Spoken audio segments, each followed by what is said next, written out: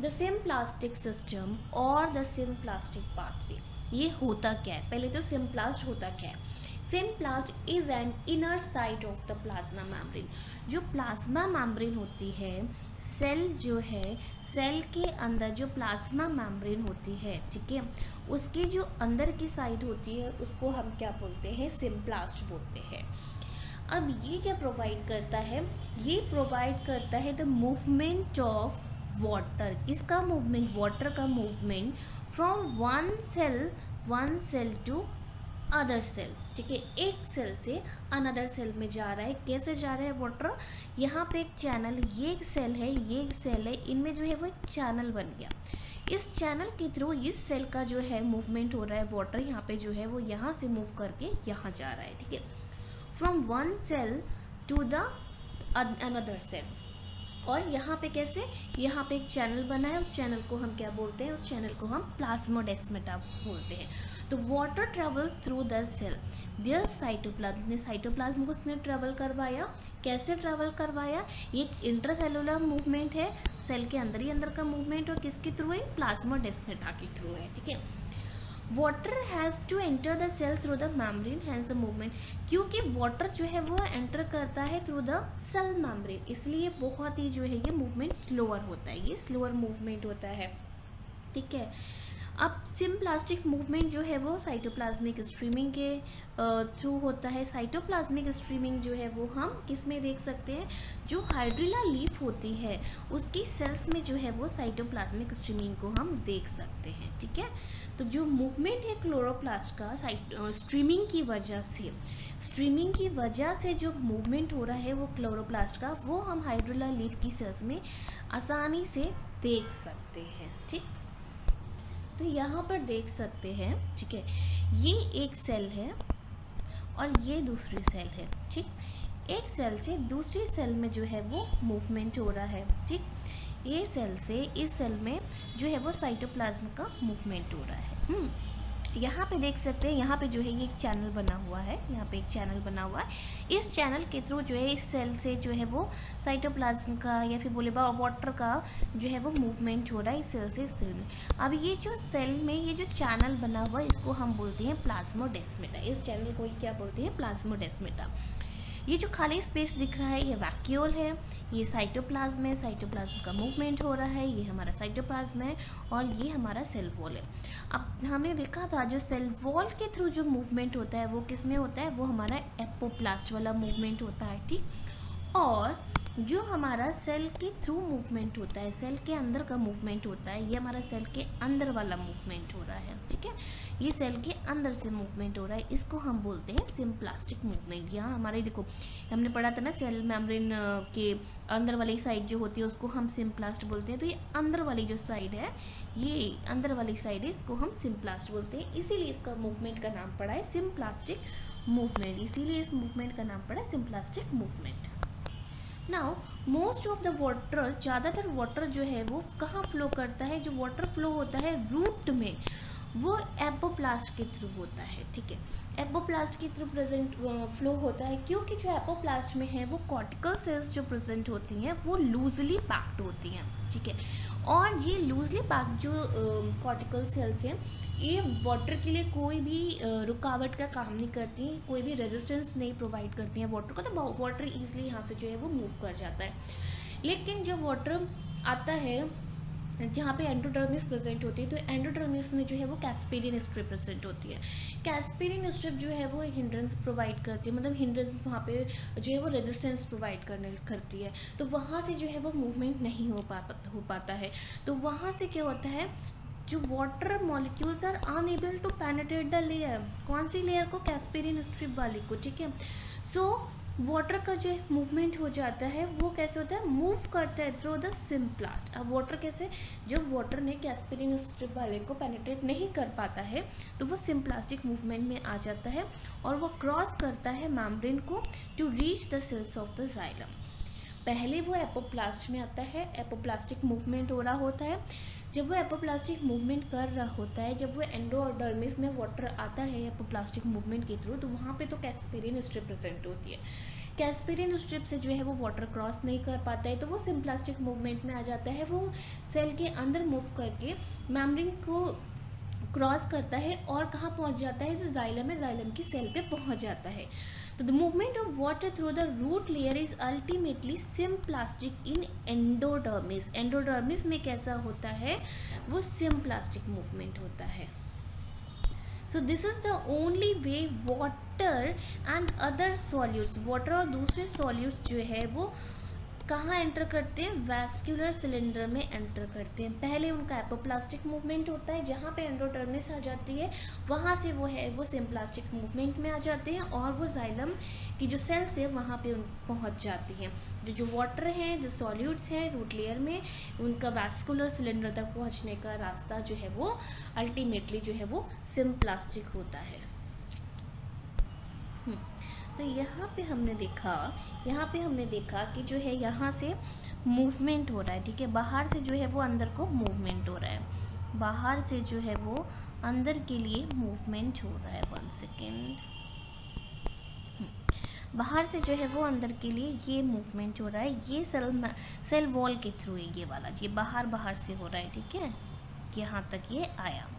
लेकिन जब ये एंडोडर्मिस में आया तो एंडोडर्मिस में जो है वो कैस्पेरियन स्ट्रिप प्रेजेंट है, ठीक है। तो ये जब जहाँ पे कैस्पेरियन स्ट्रिप है, तो कैस्पेरियन स्ट्रिप की वजह से क्या होता है, कैस्पेरियन स्ट्रिप की वजह से जो यहाँ पे वाटर है वो सेल वॉल को क्रॉस नहीं कर पा रहा है, ठीक है। तो वो कहाँ चला गया, वो अंदर से सेल मेम्ब्रेन के अंदर से निकल के गया है, ठीक है। कहाँ गया है, वो जाइलम की सेल्स तक गया है। तो यहाँ तक तो इसने एपोप्लास्ट को फॉलो किया, लेकिन इसके बाद जो यहाँ से जो सेल के यहाँ से जो अंदर गया वो कौन सा मूवमेंट हो गया, वो हमारा जो है वो सिम्प्लास्ट मूवमेंट हुआ, ठीक है। ये पूरा यहाँ से ये सेल के थ्रू आ रहा है, ये सेल के थ्रू आ रहा है, ये पूरा जो मूवमेंट है जब सेल को क्रॉस कर रहा है, ये हमारा सिम्प्लास्टिक पाथवे है, ठीक है। लेकिन यहाँ से वाटर जो आया था पहले तो इसने जो है वो हमारा सेल वॉल के थ्रू आया, लेकिन जब वो एंडोडर्मिस, यहाँ पे जो एंडोडर्मिस प्रेजेंट है, ठीक, जब ये एंडोडर्मिस के बाद यहाँ पे कैस्पेरियन स्ट्रिप जो है ये क्रॉस नहीं कर पा रहा है, तो कैस्पेरियन स्ट्रिप जब ये क्रॉस नहीं कर पा रहा है तो वो उसने क्या किया, वाटर ने क्या किया, वो फिर वो सेल के अंदर से मूवमेंट करने लगता है, ठीक है। सेल में जो अंदर से मूवमेंट करता है उसको हम क्या बोलते हैं, उसको हम सिम्प्लास्टिक मूवमेंट बोलते हैं। सो सेम एज हम इस डायग्राम में भी देख सकते हैं कि ये जो है ये सिम्प्लास्टिक पाथवे, ये सिम्प्लास्टिक पाथवे है, ठीक है। यहाँ पे जो है वो वाटर कैसे आ रहा है, ये सॉल्यूट्स कैसे आ रहे हैं, सेल को क्रॉस कर रहे हैं, सेल को क्रॉस करते हुए जा रहे हैं। अब जो एपोप्लास्ट वाला पाथवे था, एपोप्लास्ट वाले पाथवे में ये जो है ये सेल वॉल को क्रॉस, मतलब सेल वॉल के थ्रू जा रहे हैं, ठीक है। तो ये यहाँ पे जब ये यहाँ पे आया, ये जो है ये एंडोडर्मिस वाला है एरिया है ना, जब ये एंडोडर्मिस वाले एरिया में आ जाता है तो वहाँ पे जो है ये कैस्पेरियन स्ट्रिप्स, यहाँ पे जो है ये कैस्पेरियन स्ट्रिप प्रेजेंट होते हैं।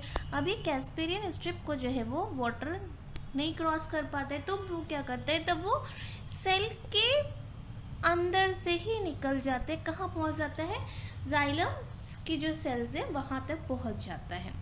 Once inside the xylem, water is again free to move between cells as well as through them. तो जब वो एक बार जाइलम के अंदर पहुँच जाता है वाटर, तो वो फिर से जो है वो फ्री हो जाता है मूव करने के लिए। In young roots, water enters directly into the xylem vessel or tracheids.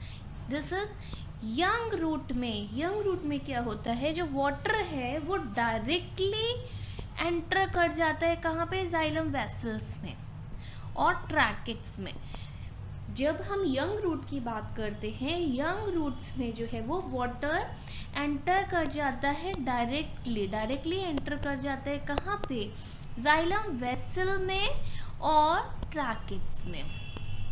These are non-living conduits and so are part of the apoplast. ये जो है नॉन लिविंग होते हैं और ये किसके पार्ट होते हैं, ये एपोप्लास्ट के पार्ट होते हैं, ठीक। The path of water and mineral ions into the root vascular system is summarized। जो हमने यहाँ पे देख लिया, जो एपोप्लास्ट का मूवमेंट है और जो सिम्प्लास्ट का मूवमेंट है और जो वाटर एंड मिनरल्स का जो मूवमेंट है वो हमने इस डायग्राम में देख लिया है।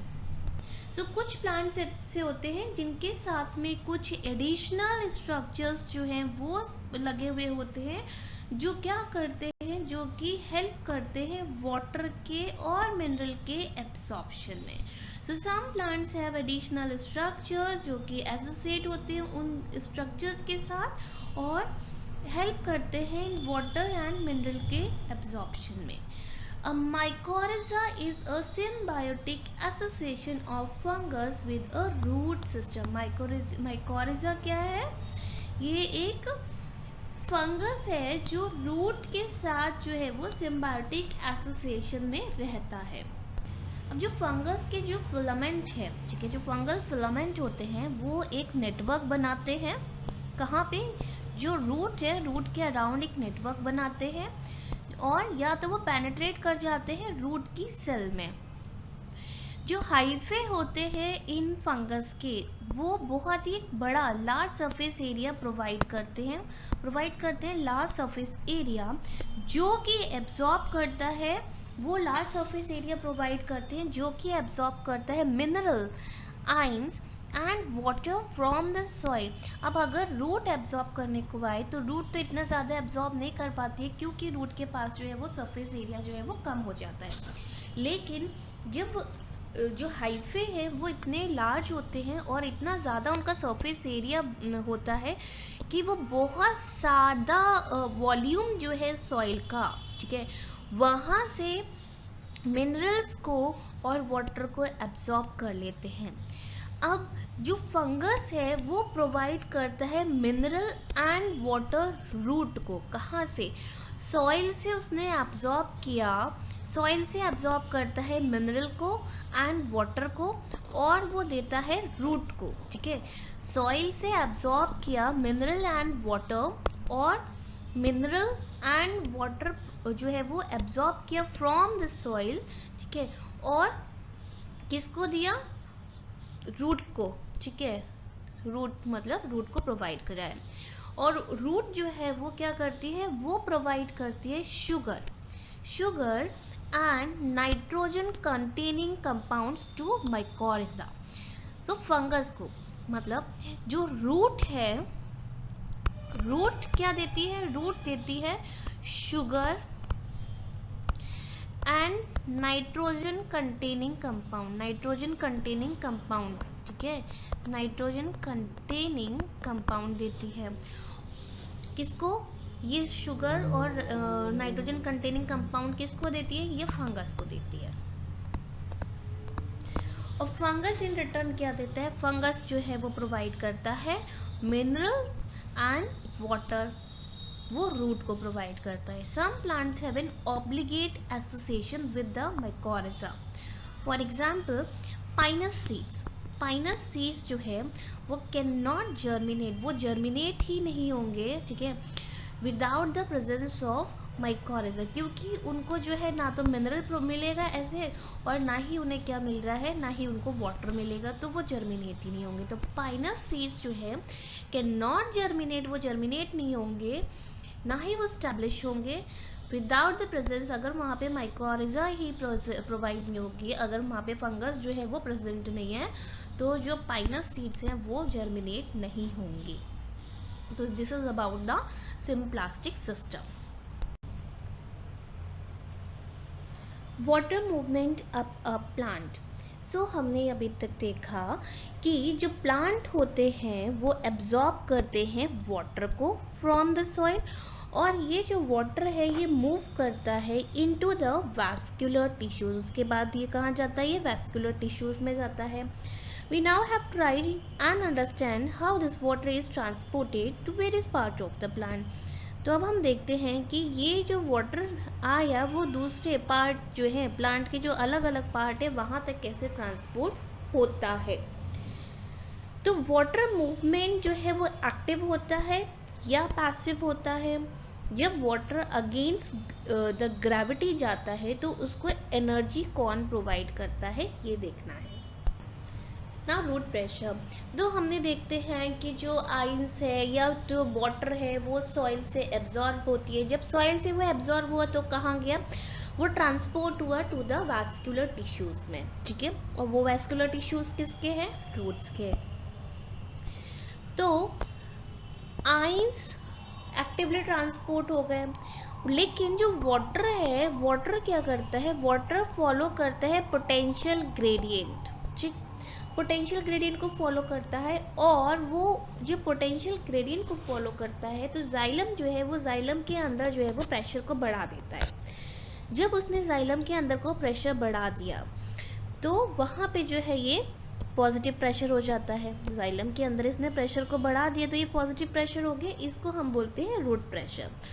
और हमने देखा था जो नेगेटिव प्रेशर होता है, ठीक है, वो हमारा पुश वाला होता है, और जो हमारा पॉजिटिव था, सॉरी, जो नेगेटिव होता है वो हमारा पुल वाला होता है, वो पुल करता है, ठीक। ये हमारा पुल वाला था। जो पॉजिटिव था वो हमारा पुश वाला था। तो ये जो हमारा पॉजिटिव प्रेशर है ये पुश करेगा, और पुश करेगा वाटर को अप। यहाँ पे वाटर है, यहाँ से इसने वाटर को अप पुश किया, ठीक है, यहाँ से ये पुश किया तो ये पॉजिटिव है, और यहाँ पे ये पुल हो रहा है, यहाँ पे खींच रहा है, ऊपर जो मॉलिक्यूल्स प्रेजेंट हैं वो खींच रहे हैं। तो positive pressure is called root pressure. जो पॉजिटिव प्रेशर यहाँ पे जो पुश वाला प्रेशर है, जहाँ पर लग रहा है वो पॉजिटिव प्रेशर है, उसको हम बोलेंगे रूट प्रेशर। और वो क्या करता है? वो पुश कर रहा है वाटर को ऊपर की तरफ to small heights in the stem, और इससे क्या है, वो स्टेम में छोटे छोटे हाइट्स पे जो है वो पुश करता है, वाटर वहाँ पहुँच जाता है। अब हम कैसे देखें कि जो रूट प्रेशर है वो एग्जिस्ट करता है?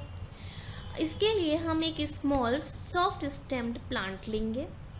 जब एटमॉस्फेरिक प्रेशर, मतलब एटमॉस्फेयर में मॉइस्चर ज़्यादा होगा, ठीक है, जब एटमॉस्फेयर में मॉइस्चर ज़्यादा हुआ तो हमने एक सॉफ्ट स्टेम प्लांट लिया, उसको हमने स्टेम से हॉरिजॉन्टली कट किया नियर द बेस के पास में, ठीक है, अर्ली इन द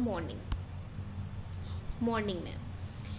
अब जब हमने उसको कट किया तो soon see drops of solution ooze out, तभी हम देखते हैं कि वहाँ से जो है वो कुछ वाटरी सब्सटेंस जो है वो निकल आ रहा है जहाँ से हमने कट किया है। ये जो बाहर आ रहा है, ये जो ड्रॉप्स बाहर आ रहे हैं, ये क्यों आते हैं? Due to the positive root pressure की वजह से ये बाहर निकल के आते हैं। अगर if you fix a rubber tube to the cut stem as a sleeve, you can actually collect and measure the rate of exudation। कितना जो है वो बाहर निकल के आया, ड्रॉप्स कितना वाटर जो है वो या सोल्यूशन जो है वो बाहर निकल के आया, उसको हम जो है वो मेज़र भी कर सकते हैं। And also determine the composition of the exudates, और उसमें कौन कौन सी चीज़ें हैं, कौन कौन से सोल्यूट्स हैं, उसको भी हम जो है वो चेक कर सकते हैं, ठीक।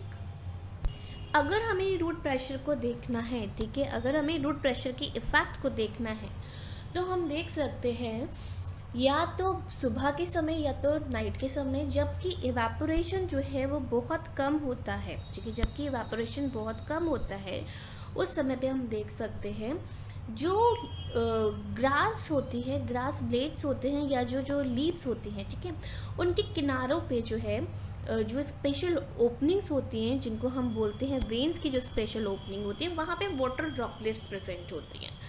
वो जो ड्रॉपलेट प्रेजेंट होती हैं वो भी किसकी वजह से होती हैं? रूट प्रेशर के फैक्ट की वजह से होती हैं, ठीक। और ये जो वाटर का लॉस होता है लिक्विड फेज में, उसको हम क्या बोलते हैं? उसको हम गटेशन बोलते हैं। क्या देखा हमने?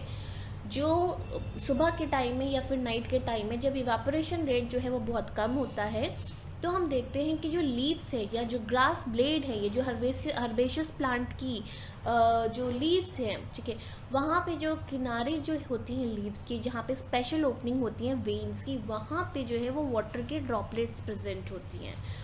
वो जो ड्रॉपलेट हैं, these are the effects of the root pressure की वजह से ही होते हैं।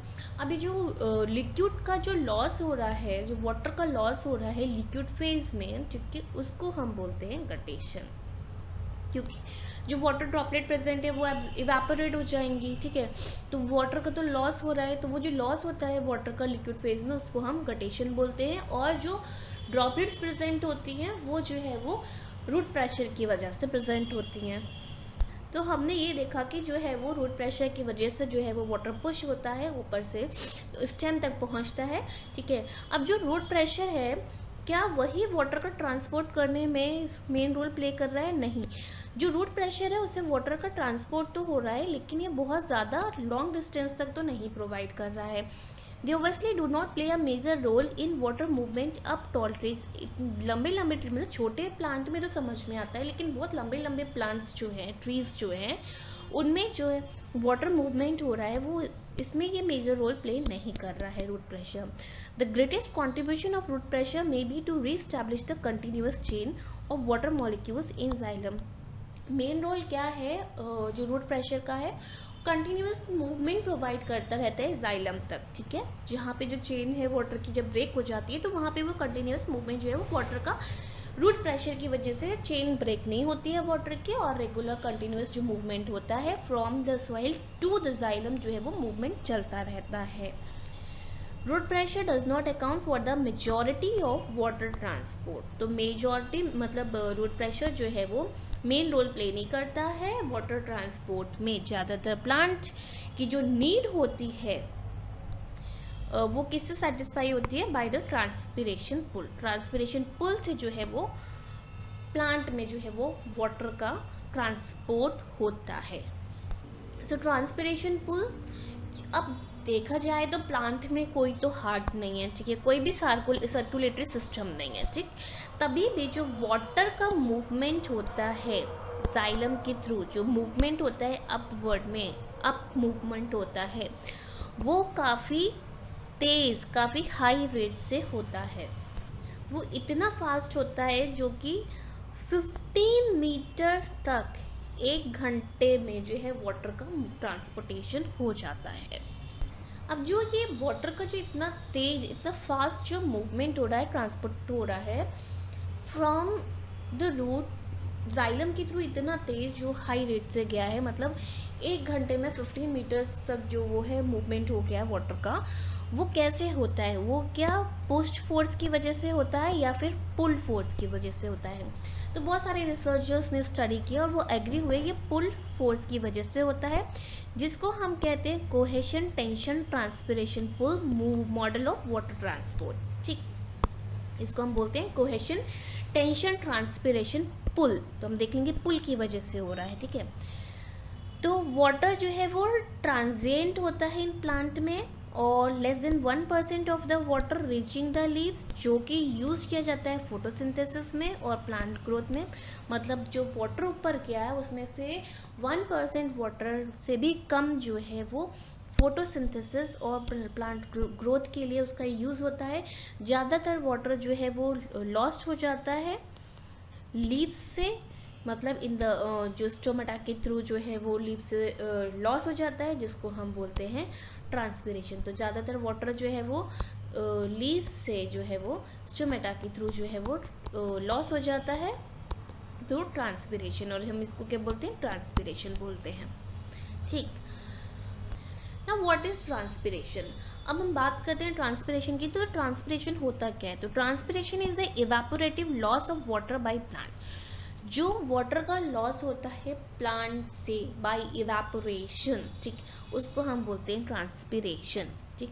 तो प्लांट में जो लीव्स हैं, लीव्स से क्या होता है? वाटर का लॉस होता है, वो जो है वो इवेपोरेट हो जाता है। तो वाटर का जो है वो लॉस हो रहा है, उस लॉस को हम क्या कह रहे हैं? उसको हम बोलते हैं ट्रांसपिरेशन।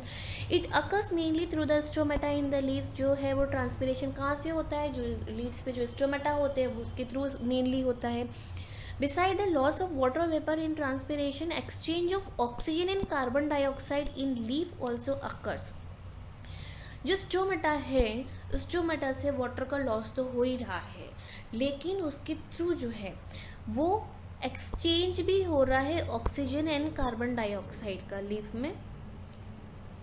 जो वहाँ पे स्टोमेटा पे जो पोर्स प्रेजेंट होते हैं, वहाँ से जो है ऑक्सीजन एंड कार्बन डाइऑक्साइड का जो है एक्सचेंज भी होता है तो क्या हमने देखा, लीव्स पे स्टोमेटा प्रेजेंट है। स्टोमेटा से जो है वो स्टोमेटा की वजह से जो है वो वाटर का लॉस हो रहा है, जिसको हम ट्रांसपिरेशन कह रहे हैं। ट्रांसपिरेशन के साथ साथ स्टोमेटा में जो पोर्स प्रेजेंट होते हैं वहाँ से जो है वो ऑक्सीजन का एंड कार्बन डाइऑक्साइड का जो है वो एक्सचेंज भी हो रहा है। नॉर्मली स्टोमेटा जो है होते हैं वो डे टाइम में ओपन होते हैं और नाइट में जो है वो क्लोज होते हैं। डे में ओपन होते हैं, नाइट में जो है वो क्लोज होते हैं।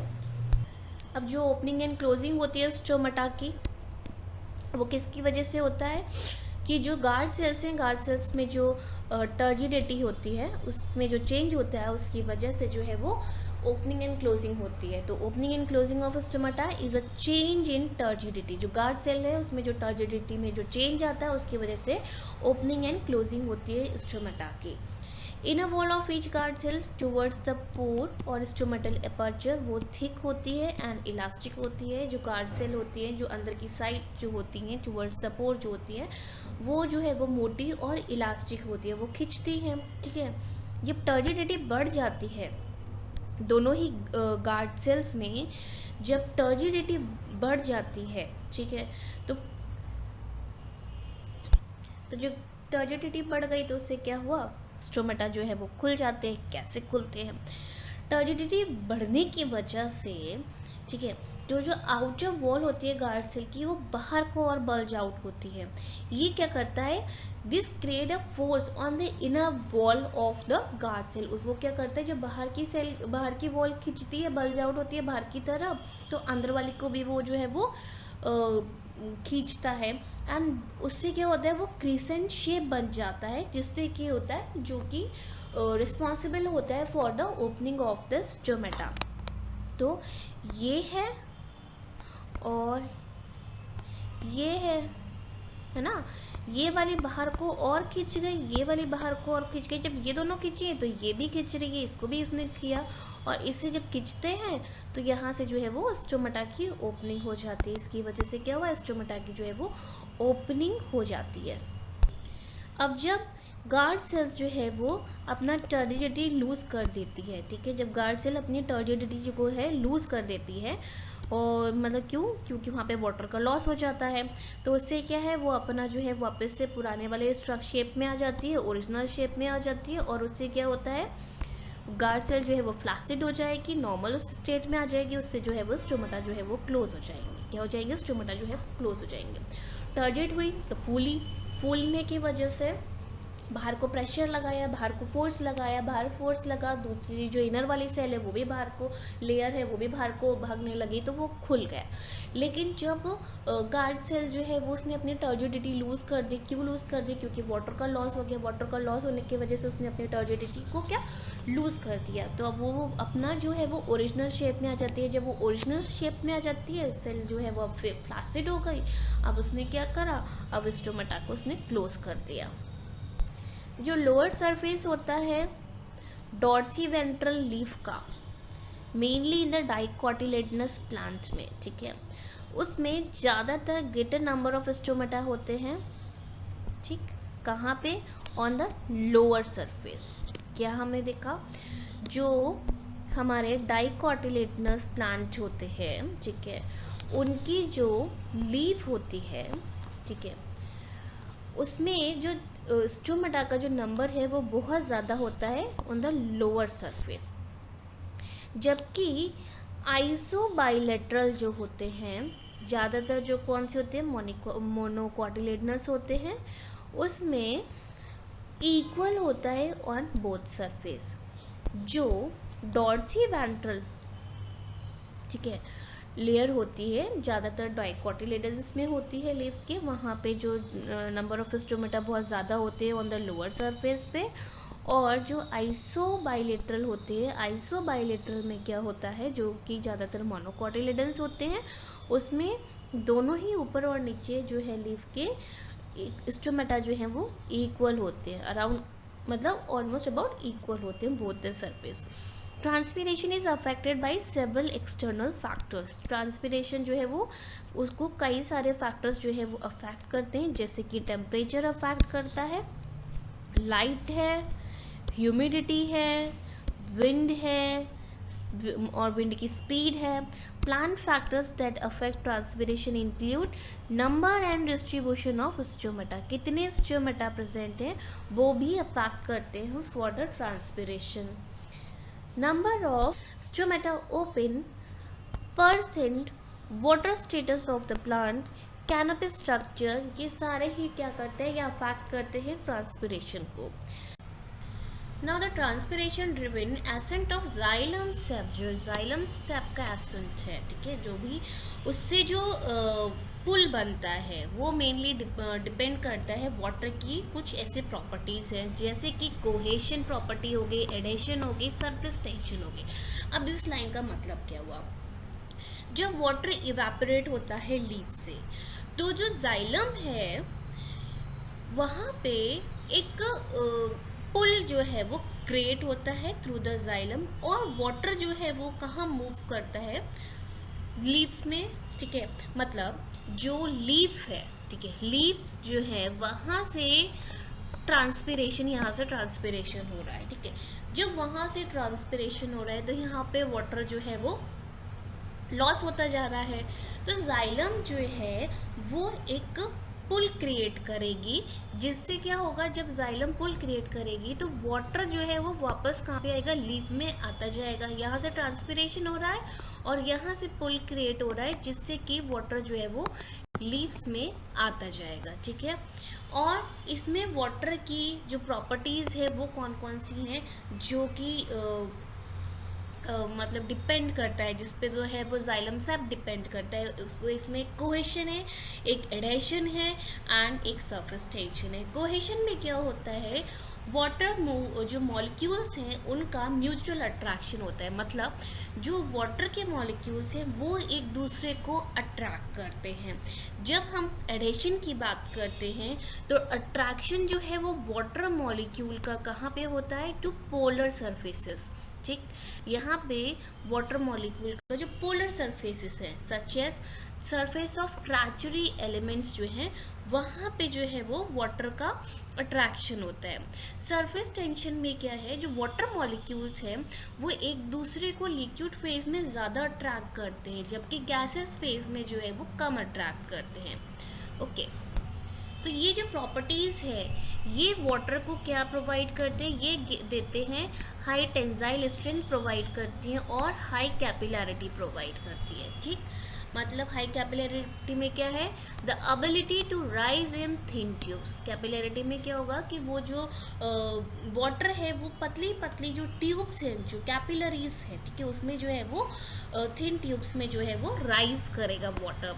एंड और जो टेंसाइल स्ट्रेंथ है, द एबिलिटी टू रेसिस्ट किसको करेगा, पुलिंग फोर्स को रेसिस्ट करेगा, ठीक। In plants capillarity is aided by the small diameter of tracheary element, जिसमें ट्रैकेट्स होते हैं एंड वेसल एलिमेंट्स होते हैं, जिसमें ट्रैकेट्स एंड वेसल एलिमेंट्स होते हैं।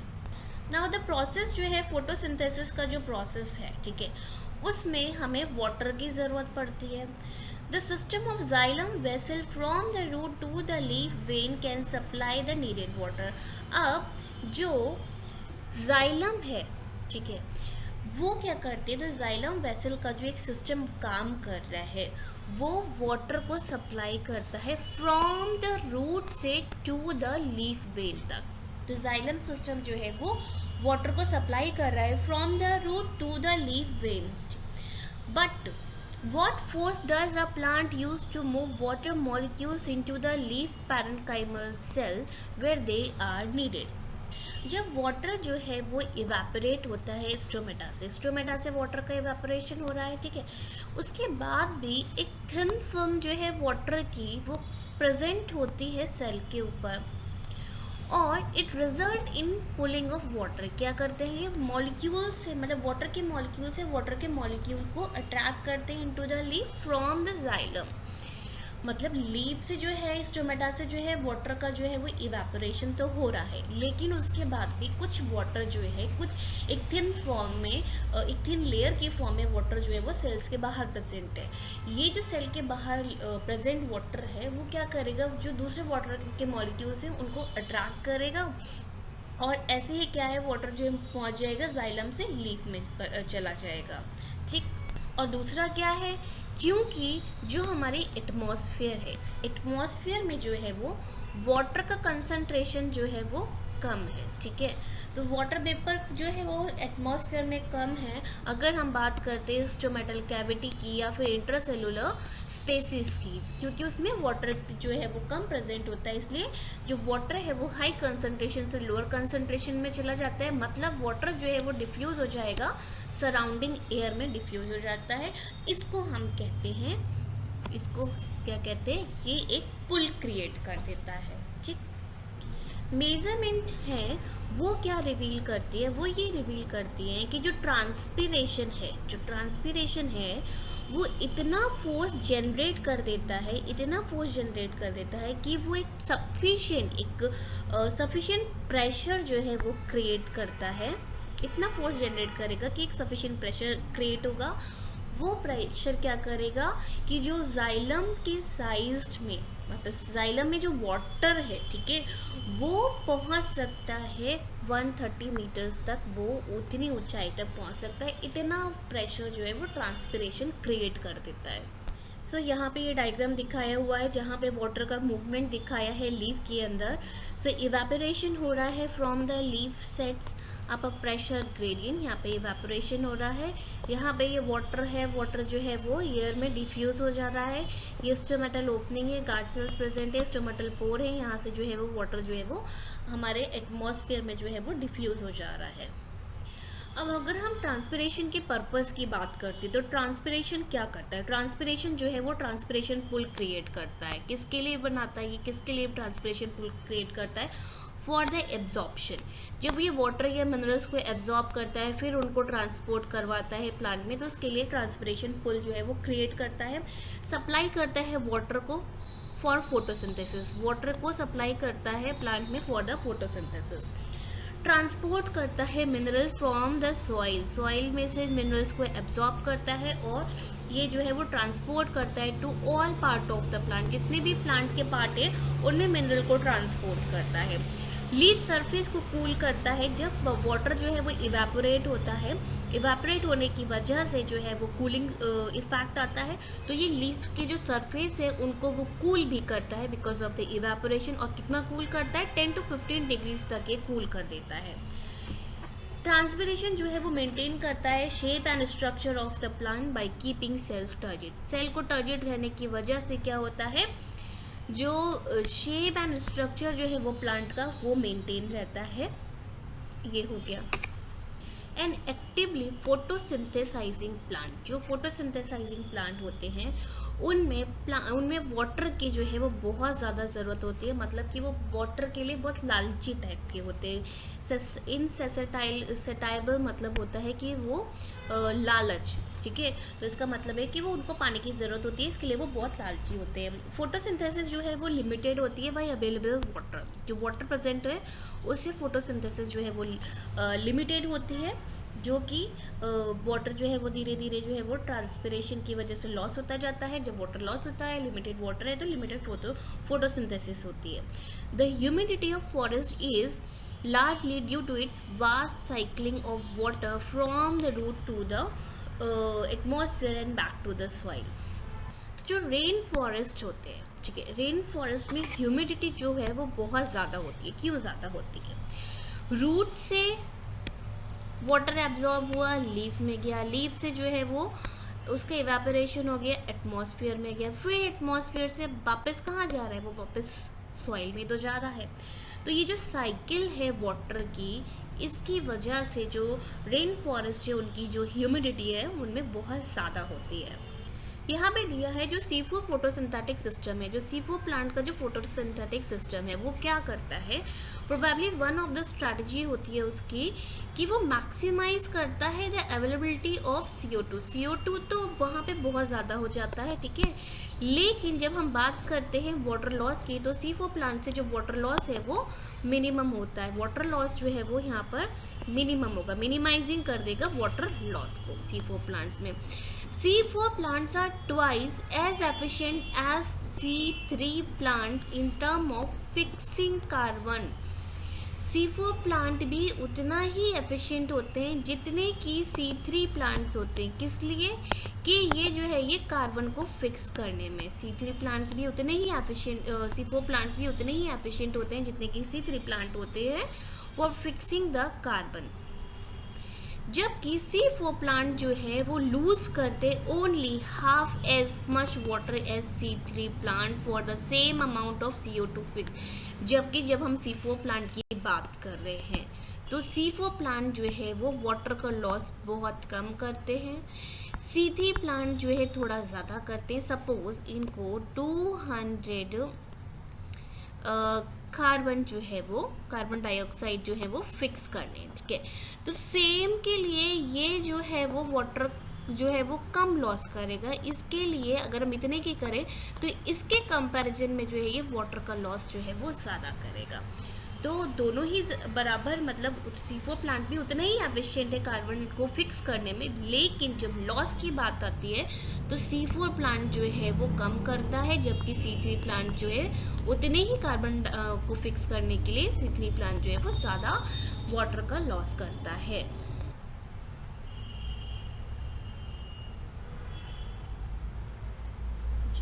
Uptake and transport of mineral nutrients. Plants obtain their carbon and most of their oxygen from CO2 in the atmosphere. Plant को जो है वो कार्बन कहाँ से मिलती है या फिर ऑक्सीजन कहाँ से मिलती है? तो प्लांट को जो कार्बन मिलती है या फिर जो ऑक्सीजन मिलती है, जो एटमॉस्फेयर में कार्बन डाइऑक्साइड प्रेजेंट है वहाँ से ये कार्बन लेते हैं, वहाँ से ये ऑक्सीजन लेते हैं, ठीक। जबकि जो बाकी न्यूट्रिशनल रिक्वायरमेंट्स है वो कहाँ से मिलती है? वो जो मिनरल है, जो मिनरल ये एब्जॉर्ब करते हैं, जो मिनरल प्रेजेंट होता है सॉइल में और जो वाटर प्रेजेंट होता है, तो वहाँ से ये बाकी अपना न्यूट्रिशनल रिक्वायरमेंट को जो है वो कंप्लीट करते हैं। सो मिनरल्स मिलते हैं और वाटर से हमें क्या मिल जाता है? हाइड्रोजन मिल जाती है। अब Uptake of mineral ions, water absorb होता है, वाटर का जो एब्जॉर्प्शन है वो पैसिव होता है, लेकिन जो मिनरल्स हैं उनका जो है वो एब्जॉर्ब जो होते हैं रूट से, वो सारे ही मिनरल्स जो है वो पैसिवली एब्जॉर्ब नहीं होते हैं। सो हमने देखा था कि जो मिनरल्स हैं वो जो है वो पैसिवली एब्जॉर्ब नहीं हो रहे हैं, जबकि जो वाटर है वो पैसिवली एब्जॉर्ब हो रहा है। दो फैक्टर्स हैं इसके लिए, ठीक है। एक, जो मिनरल प्रेजेंट होता है सॉइल में, जो मिनरल प्रेजेंट होते हैं वो चार्ज पार्टिकल्स आयन की फॉर्म्स में होते हैं। जो आयंस है अब वो क्या नहीं कर पा रहे हैं, वो सेल मेम्ब्रेन को क्रॉस नहीं कर पाते, ठीक है, can not move across cell membrane. Ions जो है वो सेल मेम्ब्रेन को क्रॉस नहीं कर पाते। The concentration of mineral in the soil is lower, जो सॉइल में मिनरल का कॉन्सेंट्रेशन है कम होता है than the concentration of mineral in the root.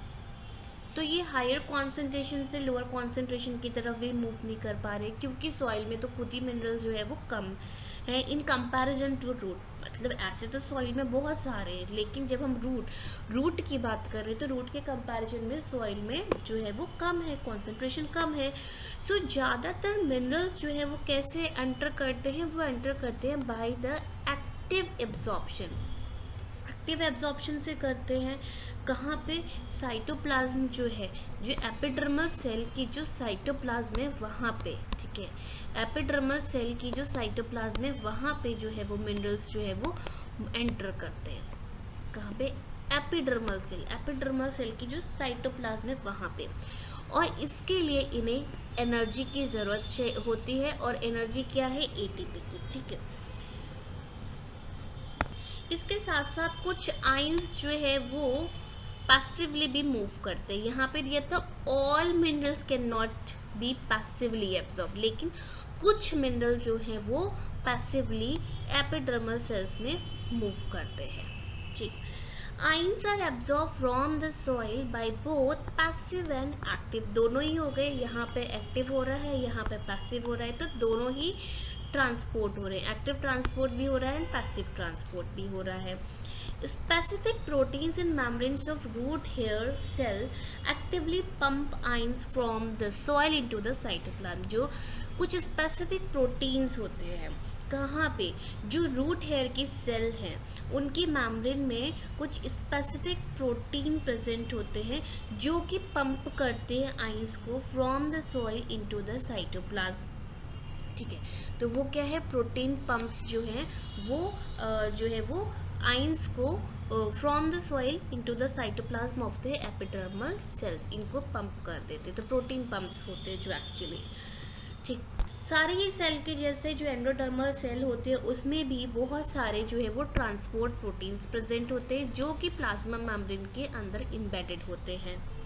उससे कुछ सॉल्यूट्स तो जो है वो क्रॉस कर जाते हैं मेम्ब्रेन को, लेकिन कुछ जो है वो क्रॉस नहीं कर पाते हैं। क्या, जो हमारी जो एंडोडर्मल सेल है, ठीक है, एंडोडर्मल सेल्स जो होती है उसमें भी बहुत सारे जो है वो ट्रांसपोर्ट प्रोटीन्स एम्बेडेड होती हैं उसकी प्लाज्मा मेम्ब्रेन में। किसकी, एंडोडर्मल सेल की प्लाज्मा मेम्ब्रेन में बहुत सारे ट्रांसपोर्ट प्रोटीन्स जो है वो एम्बेडेड होते हैं जो कि ट्रांसपोर्ट करते हैं सॉल्यूट को क्रॉस द मेम्ब्रेन। तो कुछ तो सॉल्यूट जो है वो ट्रांसफ़र हो जाते हैं, ट्रांसपोर्ट हो जाते हैं, लेकिन कुछ जो है वो ट्रांसपोर्ट नहीं कर पाते हैं। Transport proteins of endodermal cells are control proteins. ये किसकी तरह काम करते हैं, जो एंडोडर्मल सेल के जो ट्रांसपोर्ट प्रोटीन है वो कंट्रोल पॉइंट की जैसे काम करते हैं, जहाँ पे प्लांट जो है वो एडजस्ट करता है द क्वांटिटी, मतलब ये कंट्रोल पॉइंट के जैसे काम करेंगे जहाँ पे प्लांट जो है वो एडजस्ट करेगा कि कितना क्वांटिटी में कौन सा टाइप का जो सॉल्यूट है वो जाइलम पे पहुँचेगा, कौन सा टाइप का और कितना क्वांटिटी में जो है वो सॉल्यूट जाइलम तक पहुँचेगा। ये एंडोडर्मल सेल के जो ट्रांसपोर्ट प्रोटीन है, जो कि कंट्रोल प्रोटीन जिनको बोलते हैं, वो डिसाइड करते हैं। जो रूट की एंडोडर्मिस होती है उसमें ये एबिलिटी होती है कि वो एक्टिवली ट्रांसपोर्ट करते हैं आइंस को सिर्फ एक ही डायरेक्शन में, क्योंकि उसके अंदर जो है वो सुबेरिन की लेयर प्रेजेंट होती है। जो रूट है, ठीक है, रूट की जो एंडोडर्मिस है, ठीक है, उसमें एक सुबेरिन लेयर प्रेजेंट होती है। वो सुबेरिन लेयर जो है उसमें इतनी एबिलिटी होती है कि वो वहाँ पे एक्टिवली ट्रांसपोर्ट करवाती है, किसका, आइंस का एक्टिवली ट्रांसपोर्ट करवाती है, लेकिन सिर्फ ये एक ही डायरेक्शन में ट्रांसपोर्ट होंगे। तो एक ही डायरेक्शन में, सपोज बाहर से अंदर को जा रहा है, बाहर से कोई सॉल्यूट अंदर की तरफ जा रहा है, ठीक है, ये सेल है तो ये सराउंडिंग है, तो सराउंडिंग से अंदर की तरफ कोई जा रहा है तो वो सिर्फ अंदर, बाहर से अंदर की तरफ ही जाएगा, सिर्फ एक ही डायरेक्शन में जाएगा। Translocation of mineral ions. अब जब आइंस जो है वो पहुंच गए कहाँ, जाइलम में पहुंच गए थ्रू एक्टिव और पैसिव ट्रांसपोर्ट के थ्रू, ठीक है।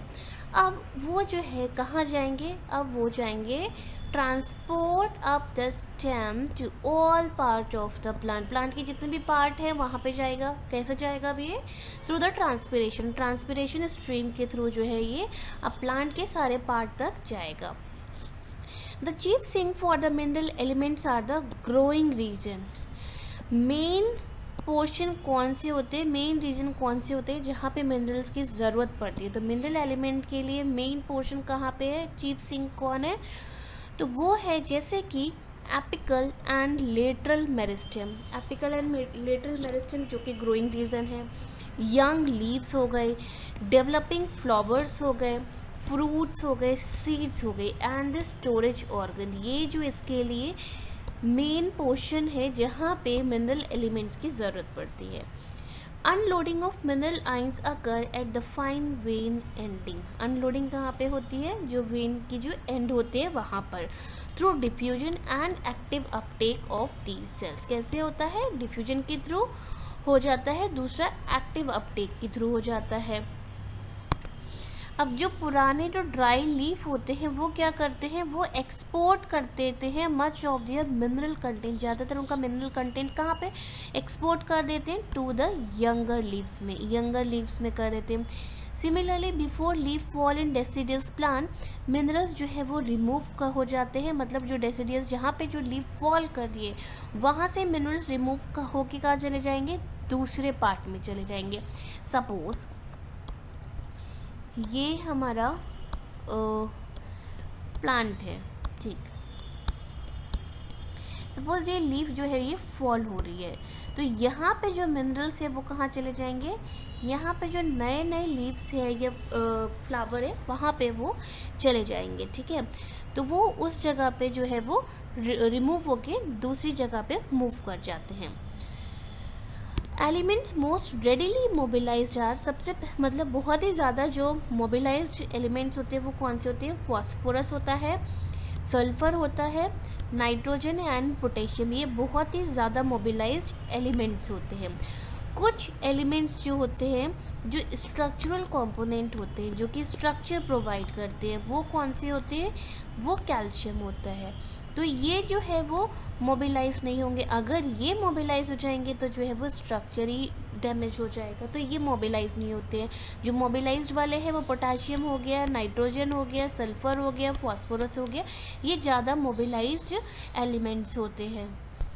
अब जो जाइलम से जो हमने एक्सुडेट मिला था वो उसकी एनालिसिस क्या दिखाती है, उसकी एनालिसिस जो है वो ये बताती है कि जो नाइट्रोजन हमें जो वहाँ पर ट्रैवल हुआ, ठीक है, जो नाइट्रोजन ट्रैवल हुआ, जो एक्सुडेट्स में हमें नाइट्रोजन मिला वो इनऑर्गेनिक आयन की फॉर्म में था, and much of it is carried in organic form, और ज़्यादातर जो है वो कैसे किस फॉर्म में कैरी हुआ, वो अमीनो एसिड्स की फॉर्म में जो है वो मिला है, या फिर अमीनो एसिड मतलब कुछ रिलेटेड कंपाउंड्स की फॉर्म में मिला है। तो an analysis of the xylem exudate show, वो ये शो करती है that though some of the nitrogen travel as a inorganic ions, जबकि ज़्यादातर नाइट्रोजन जो है वो किस फॉर्म में जा रही है, कुछ जो नाइट्रोजन है वो इनऑर्गेनिक फॉर्म में जा रही है, लेकिन ज़्यादातर वो कैसे जा रही है, वो ज़्यादातर है अमीनो एसिड की फॉर्म में या फिर उसके कुछ रिलेटेड कंपाउंड से उसकी फॉर्म में जा रही है। Similarly small amount of phosphorus and S जो कि सल्फर है are carried as organic compound, ये किस फॉर्म में जा रही है, ये ऑर्गेनिक कंपाउंड की फॉर्म में जा रही है, ठीक है। तो ये स्मॉल अमाउंट में, इसी के साथ स्मॉल अमाउंट में एक्सचेंज हो रहा है मटेरियल्स का, ठीक है। डस्ट वो कहाँ पे होता है, between the xylem and phloem, small amount में जो है वो मटेरियल्स का एक्सचेंज कहाँ पे हो रहा है, जाइलम एंड फ्लोएम में हो रहा है। So it is not that we can clearly make a distinction and say categorically that xylem transport only inorganic nutrients while phloem transport only organic materials, ठीक है। तो इसका मतलब ऐसा नहीं है कि हम ये कहें कि जाइलम सिर्फ जो है वो इनऑर्गेनिक न्यूट्रिएंट को ही जो है वो ट्रांसपोर्ट कर रहा है, या फिर फ्लोएम जो है वो सिर्फ ऑर्गेनिक मटेरियल को भी मतलब सिर्फ ऑर्गेनिक मटेरियल को ही ट्रांसपोर्ट करती है, जो कि एक ट्रेडिशनली बिलीव ऐसा नहीं है। ये जो है वो ट्रांसपोर्ट करते हैं ऑर्गेनिक एंड इनऑर्गेनिक दोनों फॉर्म में, ठीक। फ्लोएम ट्रांसपोर्ट, फ्लोएम में ट्रांसपोर्ट कैसे होता है, फ्लोएम में transport primarily sucrose, food primarily अगर हम देखें क्या है, सुक्रोज है। सुक्रोज कैसे ट्रांसपोर्ट होता है, तो वो ट्रांसपोर्ट होता है by the vascular tissue phloem के थ्रू फ्रॉम अ सोर्स, जहाँ पे ये बना, जहाँ पे इसकी सिंथेसिस हुई, जहाँ पे इसकी ज़रूरत है, टू अ सेल।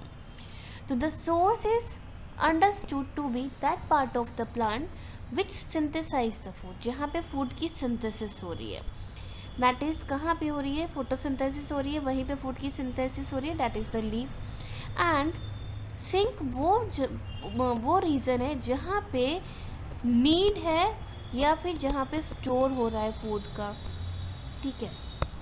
लेकिन अब ऐसा नहीं है कि जो लीफ वहीं पे वहाँ पे फोटोसिंथेसिस हुई, वहीं से जो है वो फूड की सिंथेसिस हो रही है, ठीक है, और सिंक में जो है जहाँ पे हमें फूड की ज़रूरत पड़ रही है, बट लेकिन जो सोर्स एंड सिंक में भी रिवर्स भी हो सकते हैं। ये कब, ये सीज़न के ऊपर डिपेंड करता है और ये प्लांट की नीड के ऊपर डिपेंड करता है। कभी ऐसा भी हो सकता है कि कहीं पे और पे जो है वो सिंथेसिस हो रही है फूड की और कहीं और पे ज़रूरत पड़ रही है, तो ऐसा उल्टा भी हो सकता है। शुगर स्टोर होती है इन roots may be mobilized to become a source of food in the early spring।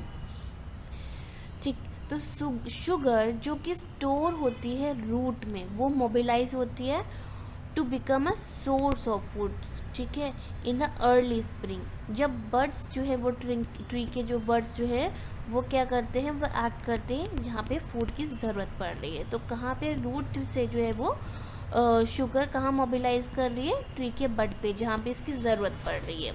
They need energy for growth, क्यों इनको एनर्जी चाहिए, ग्रोथ के लिए चाहिए एंड डेवलपमेंट के चाहिए of the photosynthetic apparatus, photosynthetic apparatus बनाने के लिए चाहिए जो कि लीव्स है।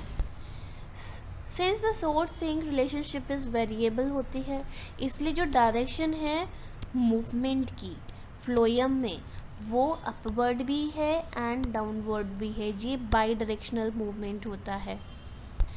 जबकि जब हम जाइलम की बात करते हैं तो जाइलम में जो मूवमेंट है वो कैसा होता है, वो यूनिडायरेक्शनल होता है, वो रूट से जा रहा है और ऊपर जा रहा है, मतलब वाटर जो है वो ट्रांसपोर्ट हो रहा है from the root to the leaves. जबकि हमें फ्लोएम में ऐसा नहीं है, यहाँ पे फूड की ज़रूरत कहीं पे भी पड़ सकती है, सोर्स को भी पड़ सकती है, सिंक को भी पड़ सकती है, तो ये बाई डायरेक्शनल होता है।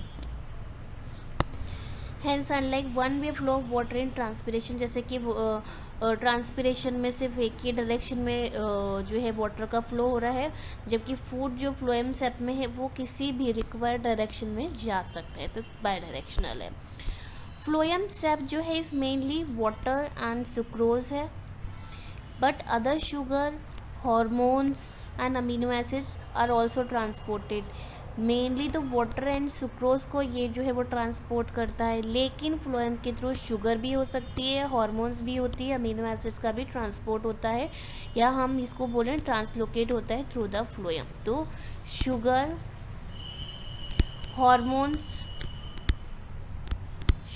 हॉर्मोन्स एंड अमीनो एसिड्स, इनका भी जो है वो ट्रांसपोर्ट होता है, ट्रांसलोकेशन होता है थ्रू द फ्लोएम, जो कि एक बाई डायरेक्शनल मूवमेंट है।